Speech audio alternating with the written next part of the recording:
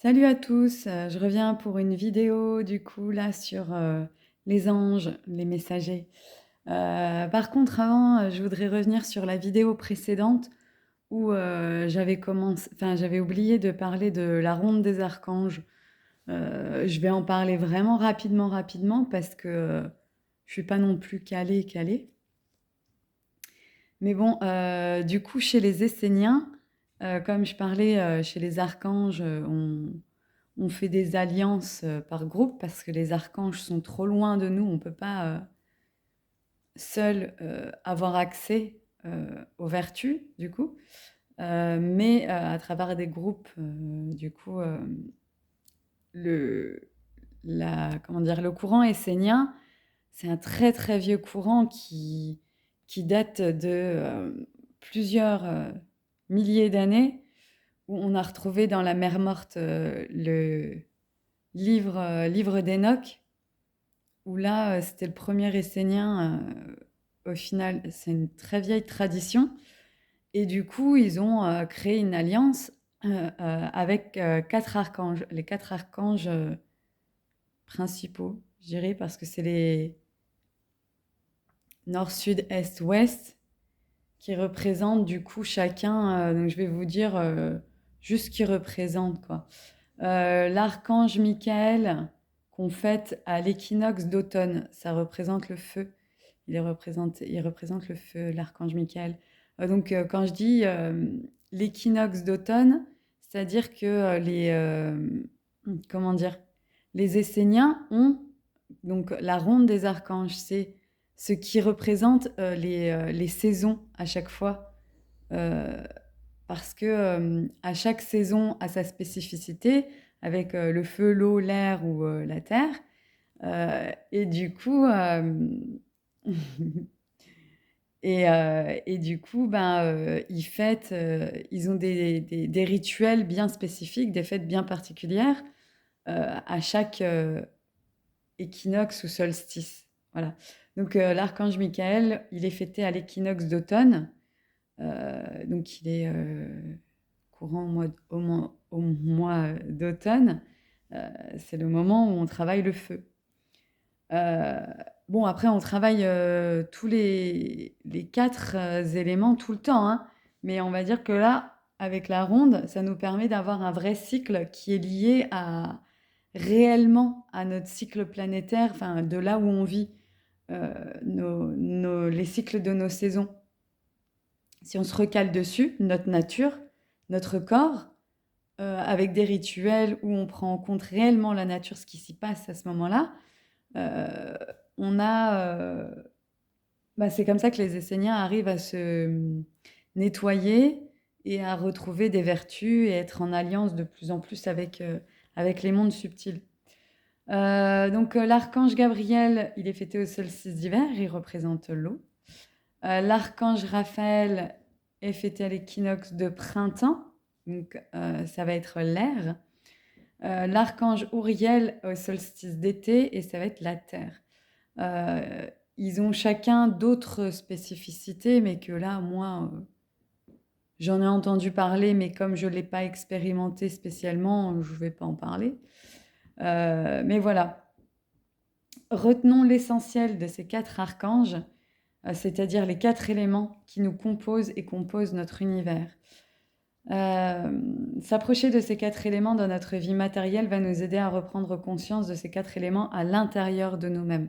Voilà, c'est pour ça que la ronde des archanges, je trouve que c'est vraiment super bien fait du coup, parce que ça remet notre horloge interne à la même vitesse que l'horloge de notre planète, ce qui va nous permettre de nous ancrer et donc de recevoir des messages et donc des anges, parce que les anges sont des messagers.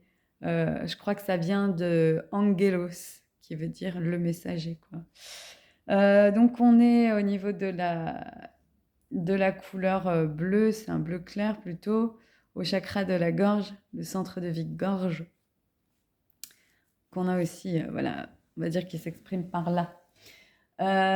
Donc, qu'est-ce qu'on a? Je vais me relire un petit peu comme ça. on va partir tranquillement sur les anges. Donc, ils sont des guides qui sont autour et à l'intérieur de nous, parce qu'en fait, il n'y a pas de différence entre l'intérieur et l'extérieur, hein. C'est pour ça que des fois, on peut les percevoir d'un message intérieur et des fois, on peut ressentir une présence extérieure. Mais bon, pour ma part, ouais, si, les anges, on peut les retrouver un petit peu partout. Enfin, ils nous guident vers notre élévation spirituelle afin que nous puissions nous retrouver l'unité en nous et l'unité du tout. Ils sont la première reliance de l'homme, celle que nous pouvons toucher si nous y prêtons assez d'attention. Voilà, donc comme je disais, on arrive au plus près de l'homme. Là, on avait descendu, on a fait les deux polarités, l'ombre et la lumière. De là, on est parti dans l'arc-en-ciel avec les divinités en violet, les archanges en indigo, les anges en bleu, et nous, on sera après les hommes en vert. Et donc, les petits hommes verts. Et donc, voilà, c'est pour ça que nous, on peut pas aller toucher les archanges, mais on peut avoir les anges. Notre lien avec notre premier lien avec l'univers, ça va être les anges. Comme par exemple, euh, quand on parle à un animal, voyez, nous on est l'homme, après il y a le règne animal, après végétal, après minéral. Vous voyez que entre un homme et un animal, il y a bon, une compréhension qui est différente, une vision qui est différente, mais on arrive à se comprendre. Parce que c'est le règne juste en dessous de nous qu'on arrive. Les végétaux, bon, on peut leur parler, mais on ne comprend pas forcément ce qu'ils nous disent. Ou il y en a, hein, ceux qu'on dit qui ont la main verte, qui ont plein de plantes partout et qui discutent avec, etc. C'est qu'elles comprennent ce langage. Mais moi, c'est quand même plutôt rare. Mais vous voyez qu'il y a quand même encore un décalage, où on a plus de mal à comprendre. Et alors les minéraux, je vous dis même pas qu'on peut pas on n'arrive vraiment pas à les comprendre. Quoique nous, on a tout en nous, donc on arrive plus facilement à... Bon, quand on s'écoute, on peut se mettre à la place d'un minéral. Et c'est là qu'on est le plus dans l'ancrage, parce qu'on est dans l'immobilité. Le minéral, c'est l'immobilité, le silence. Ça va très doucement. Du coup, c'est vraiment apaisant quand on se connecte à ça. Mais bon, je ferai une vidéo différente pour expliquer les différentes connexions du coup. Ou pas, on verra. Et donc, les anges, le travail des vertus ayant commencé, donc là, je fais comme si tout le monde avait, tous ceux qui écoutent la vidéo, euh, on se met à la place de quelqu'un qui a déjà commencé un travail des vertus. Le travail des vertus ayant commencé, certains anges auront plus de facilité à s'approcher. Par exemple, si on travaille sa patience, l'ange de la patience passera de plus en plus souvent par nous. Et nous pourrons créer une alliance plus forte avec cette qualité, reliée à la vertu de la patience, pour vivre en symbiose. Parce que comme je dis, hein, voilà, tout est enfin, quand vous n'êtes pas dans votre ego, donc tout ce qui est ange, archange, etc., il n'y a pas d'ego. Enfin, sauf les déchus, du coup. Mais bon. Là, pour l'instant, on parle des anges et des archanges notamment. Et du coup, on a chacun notre place et je me suis perdue dans ce que je disais. Bon, c'est pas grave, on va continuer. C'est déjà 9 minutes. Donc, quand on fait ça, par exemple, avec la patience, ça se traduira dans notre vie de tous les jours par une réelle patience à toute épreuve.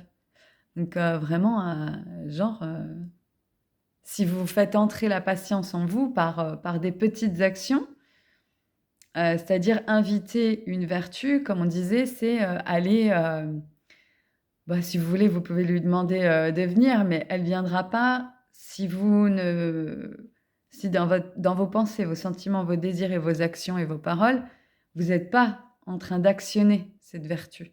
Donc, elle ne vous enverra pas d'ange. Donc, voilà, ça restera à l'état de ouais, j'aimerais bien avoir une alliance avec ceci ou être plus cela, machin, bah non. Non, non, faut le faire d'abord. Faut d'abord montrer on a envie de changer, on a envie de ce changement. Par exemple, si on est vraiment très impatient, très nerveux, et cetera, heu, pour faire arriver l'ange de la patience, il va falloir, dans chaque petit moment, de plus en plus, il y a des choses qui vont nous, titiller. Apprendre à ralentir, ne plus écouter le cerveau, écouter ce qui est à l'intérieur et à l'intérieur, il y a le calme qui nous amène vers la patience, tout doucement. Et on peut lui demander à ce moment-là: aide-moi, j'arrive pas à être calme, Et donc du coup, l'ange, il va venir, de plus en plus souvent, pour faire une alliance de plus en plus forte et donc après, vous êtes patient, hein, mais de ouf, hein. Donc plus nous travaillons les vertus en tout temps, plus nous attirons ces anges, plus les ombres se dissipent. Et plus les ombres se dissipent, plus la clarté se fait au niveau de l'esprit. Le réel apparaît. Alors c'est pour ça qu'il faut quand même faire attention et s'attendre à ce que, comment dire? J'avais entendu parler des ombres et de la lumière avant, mais de le vivre, c'est très différent. Quand on le voit, quand on le vit, heu, le réel est bien plus alors en même temps très effrayant pour, nos habitudes, mais en même temps très simple. C'est-à-dire qu'à chaque fois que j'ai eu accès à des choses, même très, très sombres, hem, sur le coup, ça a toujours été essayer de comprendre ce que c'est juste. Et c'est le juste genre une seconde après, le manège mental dans la tête, «Ah! Qu'est-ce que c'est?» Mais ça à force, bon, je m'en défais, parce que justement, avec un travail des vertus et un nettoyage, des pensées, des sentiments, des désirs, au fur et à mesure, on prend de plus en plus de recul et on arrive à voir, plus facilement les ombres sans les juger et sans s'y identifier. C'est plus simple après. Hem, nous pouvons à ce moment voir plus clairement les messages, qui nous sont envoyés pour nous guider vers nos prochaines expériences à traverser pour arriver enfin à retrouver notre unité. Relier ces 2 polarités, le bas et le haut et le bas en une seule qui est notre être véritable sans illusion. Et voilà, quand, quand on fait ce travail par exemple, de patience, d'amour, de paix et cetera, on va chercher ces informations à l'intérieur et non pas, dans le mental. On envoie la paix au mental, mais où on se le martèle, mais se le marteler, en fait, ça j'ai déjà essayé la méthode Coué, comme on dit, ça marche qu'à moitié parce que oui, ça nous fait rentrer le truc, allez, oui, mais ça n'utilise que notre partie mentale. Ça mobilise pas du tout, la totalité de notre être et du coup, ça rentre pas dans notre expérience. Alors que par la méditation, le travail de respiration, s'approcher de nouveau de l'eau, de l'air, du feu, de la terre, ça va, ouvrir d'autres choses en nous. On va pouvoir avoir un plus grand recul et regarder les messages, qui nous sont envoyés un peu de partout, un panneau publicitaire, quelqu'un qui parle, tout d'un coup un mot fort qui résonne à vous, un klaxon, n'importe quoi, là, ça, c'est des petits messages, extérieurs et intérieurement, vous en avez aussi, à ce moment-là, où, votre conscience est bien plus présente et elle va dire, «Ah non, non, non, tu fais pas ça. Non, non, tu as pas compris encore». Elle est de plus en plus, présente et ça nous fait prendre, moins de chemins, douteux pour nous. Parce qu'on arrive à regarder moi, mais personnellement, du coup, mes dernières, enfin, les identifications qui me restent, j'arrive plus à les voir avec du recul. Et j'arrive du coup plus à détourner, à utiliser la loi de, comment on appelle ça, de transmutation de l'énergie, où je prends cette identification, je lui dis, mais ok, on m'a dit que j'étais une sous-merde à un moment donné, que je serais dame pipi, que je servais à rien. Ok, mais maintenant, qu'est-ce qui est réel là, à l'intérieur, là tout de suite maintenant? Est-ce que c'est vrai que je suis une moins que rien? C'est vrai ou pas? Non? Votre âme, elle va vous dire, bah non, moi aussi j'ai le droit d'exister. Tout le monde a le droit d'exister. Heureusement que tout le monde existe sous n'importe quelle forme. Comme je disais au départ, on forme tous un puzzle. S'il manque une pièce, c'est pas le puzzle, il est pas entier, hein. Donc, on a tous le droit et on doit tous être ce qu'on est. C'est hyper important pour notre joli puzzle de l'harmonie de l'univers, quoi. Ouais, c'est ma vision. Bon, enfin bref, voilà pour les anges. Donc du coup, on les voit comme ça et heu, il y a par moments, j'arrive à ressentir alors ça, pour le coup, j'ai toujours ressenti, depuis toute petite, mais je comprenais pas, ce que c'était. C'est-à-dire qu'on me touchait, genre, on faisait, genre, c'est un peu poussé là ou sur la cuisse, des poussées dans le dos un peu, enfin voilà, ça dépend où quoi, mais ça m'est toujours arrivé depuis toute petite et je comprenais pas trop et j'ai commencé à comprendre il y a peut-être, ouais, 2 ans de ça, où petit à petit, j'en ai parlé aux gens autour de moi, mais parce que je me disais que c'était musculaire ou quoi, donc je me renseignais pour voir, ce qu'on pouvait faire pour arrêter, ces poussées là. Qu'est-ce que c'est que ce bordel là? Et donc j'en discute autour de moi: «Tiens, tu ressens ça? Tu ressens?» Les gens, ils me disent: «Non, non, non, non, ah non, moi j'ai jamais j'ai jamais ressenti ça, c'est bizarre». Je me suis dit: «Merde, c'est que ça veut dire c'est pas physique quoi». Je veux dire, c'est pas moi qui étais très scientifique, uniquement scientifique. Je me suis dit: «Merde, c'est quoi ce délire quoi? C'est des fantômes, pas de vrai? Qu'est-ce qui se passe?» Et du coup, oui, bah, des fantômes, je ne sais pas, mais des énergies, des guides, ah oui, oui. À chaque fois que voilà, à chaque fois qu'il y a une idée qui me vient ou juste que je me laisse aller et cetera, il y a des petites poussées, pour me dire, par là» ou «Là c'est bien, là, non, va falloir arrêter», des choses comme ça. Donc ça, on peut ressentir, et il y a un moment donné où même, je ressentais, carrément, vraiment, tellement la présence que je l'identifiais et avec mon mental, ça fabriquait une sorte d'image de cette personne. Par exemple, Jésus, Bouddha, je les vois pas bouger, devant moi ou quoi, mais j'ai déjà vu leur visage fixe, mais parce que c'est comment dire? Leur énergie est arrivée, c'est passé par donc poum, mon petit prisme et mon prisme les voit de cette manière, ces énergies-là. Bouddha et Jésus, j'ai une image particulière liée à mes expériences de vie dans cette vie-là, qui sont là dans mes os. Donc voilà, je les vois de cette manière-là.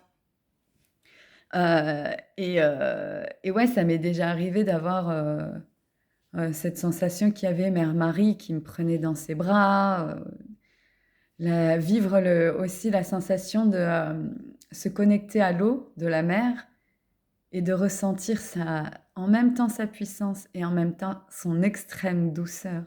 Mais cette douceur, c'est tellement agréable. Donc moi, c'est comme ça que voilà, je perçois les anges, les, les messagers en tous sens qui nous aident à évoluer vers notre mieux et vers l'harmonie donc de nous-mêmes et du tout en même temps. On va parler un tout petit peu des anges déchus, les fameux anges déchus, dont on entend parler. Ce sont des anges qui ont été alors, selon ce que j'ai entendu pour le coup, mais, c'est enfin, c'est d'une logique. Vous avez toujours le côté, ombre et le côté, lumière. Mais là, en fait, un ange, c'est équilibré. C'est-à-dire que c'est le réel, c'est dans le réel, tout ça. Il y a pas de séparation, des polarités, elles sont acceptées ensemble. Un ange déchu, ça va être quelqu'un qui va pas accepter d'être pour l'harmonie, mais il veut, travailler pour sa gueule. En gros, comme nous avec notre ego ou, comment dire? On a 2 parties en nous, le haut et le bas et ouais, là, vous allez pas comprendre. En gros, nous, au lieu d'aller écouter notre conscience, on va aller écouter, notre ego. C'est l'histoire d'Adam et Ève, en fait, hein, qui a croqué dans la pomme et ont eu le savoir. Donc ils ont choisi, d'écouter leur ego qui travaillait pour eux, pour moi je veux, avoir ceci, avoir cela. Mais c'est pas, pour mon bien et le bien de tous, c'est pour ma gueule. Ça, c'est, l'ego et donc les anges déchus, on dit que c'est des anges qui ont été, qui sont tombés amoureux, des hommes et ont voulu tellement leur donner, et donc ils leur ont proposé des choses, heu, ben, pour eux-mêmes et non pas pour eux et l'harmonie et donc voilà, c'est ça qu'on dit des anges déchus. Ce sont des anges qui ont été, qui sont malades et ils sont malades parce qu'ils sont enfermés par l'ego de l'homme, en fait. On a retenu des anges, à la base pour notre, satisfaction personnelle et du coup, c'est devenu des comme des contre-vertus, quoi, au final. Les énergies que nous prenons et utilisons pour satisfaire notre ego, c'est ça. Mais nous les utilisons même plus à notre niveau maintenant, hein. Ça fait tellement longtemps qu'en fait, ça s'est passé que on a tellement donné de pouvoir en imaginant tout ce qu'on pouvait faire avec l'ego, c'est-à-dire que du coup, ça a créé tellement, tellement de masse d'énergie de merde égotique, des égrégores entiers de merde qui nous touchent vachement plus facilement. Et du coup, ça, au final, ça n'a jamais été vraiment pour nous. Hein. Enfin, c'est un donnant-donnant au final. Mais bon, bref. Au niveau de l'ego, c'est plus les énergies maintenant. Comme on n'a pas ce savoir, prendre du recul, tiens, c'est qui parle? C'est des énergies tierces qui m'utilisent? Ou c'est des énergies tierces? Oui, mais avec lesquelles je suis en accord. C'est-à-dire un ange ou un ange déchu. Ça, on fait plus la différence. Et du coup, nous, comme on fait plus cette différence, on se fait, nous, manipuler par, par toutes ces anges déchus, par tous ces anges déchus, par toutes ces contre-vertus, finalement. Et n'ayant pas de corps, ces énergies, elles peuvent pas exister, enfin si, elles existent, je veux dire, mais elles peuvent pas vivre d'expérience, sans corps. Donc elles passent à travers nous pour vivre une expérience et nous, à travers, le fait qu'elles, nous traversent, on vit certaines expériences du coup, hein. C'est ça, ce principe d'échange tout le temps, hein, c'est nous on s'est tellement créé une carapace d'identification qu'on a l'impression qu'on est en colère, on est, comment dire, on est en dépression, on est dans la joie, enfin, oui, dans la joie, mais on n'est pas à joie, quoi. Enfin, je veux dire, on est juste un être et les énergies nous traversent. Faut juste revoir qui nous traverse et qui est-ce que. Enfin,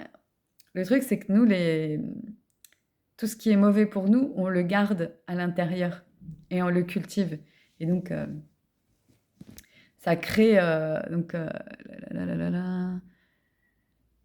C'est en écoutant nos envies, nos pensées égotiques que nous nourrissons ces ombres que nous pensons être bonnes pour nous, mais ce sont celles-là même qui nous font nous torturer l'esprit et développer toutes sortes de maladies. Voilà, c'est ce que je disais, quand on garde ces énergies négatives en nous, on fait du vélo dans notre tête et donc on dérègle tout le corps qui devient on a mal là, on a mal là, on a telle maladie, telle chose. Moi, je vous ai dit, je me suis créé une sinusite chronique depuis toute petite, que j'ai du mal à m'en défaire, mais parce que c'est un système d'autodéfense que j'ai fait pour pas être, enfin, que mon ego a mis en place pour ne pas ressentir des émotions fortes. C'est pas simple. Et du coup, je vais finir par quelques exemples de contre-vertus. Donc, la haine, la tristesse, la colère. Voilà, si vous cultivez ces énergies-là, bah, du coup, ne vous plaignez pas que vous ressentiez et que vous viviez des expériences liées à ces énergies-là, quoi. On vibre, euh, on vibre d'une telle manière où on reçoit en conséquence, quoi, hein. Donc, voilà. Voilà pour les anges, pour la façon dont on a de les approcher, de les comprendre et de travailler main dans la main avec eux pour que on revienne à une harmonie intérieure, donc à notre unité, et à une harmonie extérieure avec tous. Et donc la prochaine vidéo, ce sera sur le monde de l'homme, notre place à nous. Qui va être, à mon avis, je ne l'ai pas encore préparé, mais à mon avis, je vais avoir pas mal de trucs à dire, donc je vais essayer de condenser pour faire des vidéos pas trop trop longues. Sur ce, je vous souhaite une très belle journée et je vous dis à bientôt. Des bisous.